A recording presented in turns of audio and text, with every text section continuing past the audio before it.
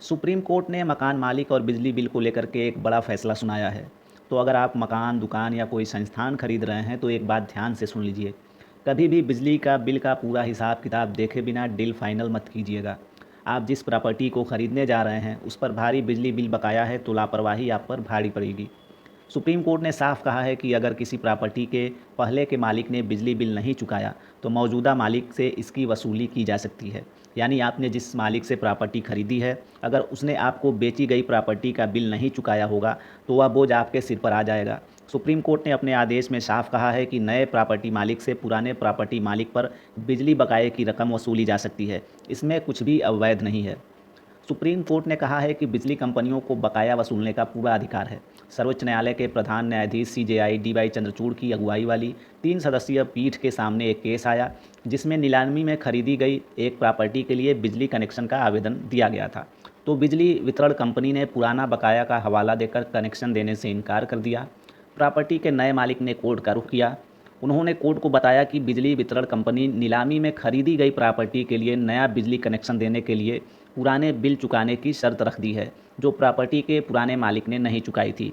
अब कोर्ट के सामने सवाल था कि क्या पुराने मालिक की गलती का खामियाजा नए मालिक को चुकाना होगा।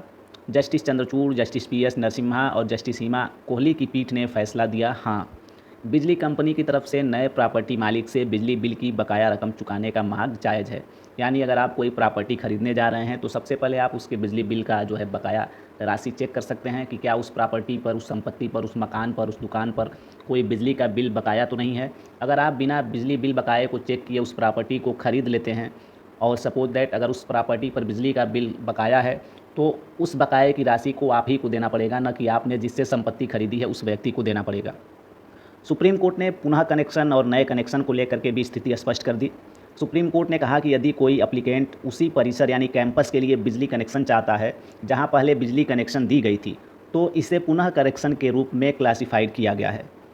परंतु अगर कैंपस अलग अलग है, भले ही कंज्यूमर वहीं रहता है, तो इसे एक नया कनेक्शन माना जाता है। तो सुप्रीम कोर्ट ने पुनः कनेक्शन और नए कनेक्शन को भी डिफ़ाइन कर दिया है। इस केस का नाम जो है मैं आपको बता रहा हूँ, केस का नाम है केसी नीनम बनाम केरल स्टेट इलेक्ट्रिसिटी बोर्ड व अन्य। इसको मैं जो है स्क्रीन पर डिस्प्ले कर दूंगा, इसका नंबर और इसका टाइटल भी, ताकि आप लोग जो है इस केस को पढ़ सकें। तो यदि आप कोई संपत्ति लेने जा रहे हैं तो सबसे पहले उस पर बिजली बकाये की राशि को चेक कर लें कि कोई बकाया तो नहीं है। अगर बकाया है तो उसके संबंध में आप जो है प्रॉपर्टी मालिक से डिस्कस करें। अगर बकाया बिना चेक किए संपत्ति ले लेते हैं तो बाद में उस संपत्ति पर जो बकाया बिजली का बिल है वो आप ही को चुकाना पड़ेगा, न कि आपके पुराने मकान मालिक से जिससे आपने संपत्ति खरीदी है। तो इस बात का विशेष तौर पर ध्यान रखेंगे।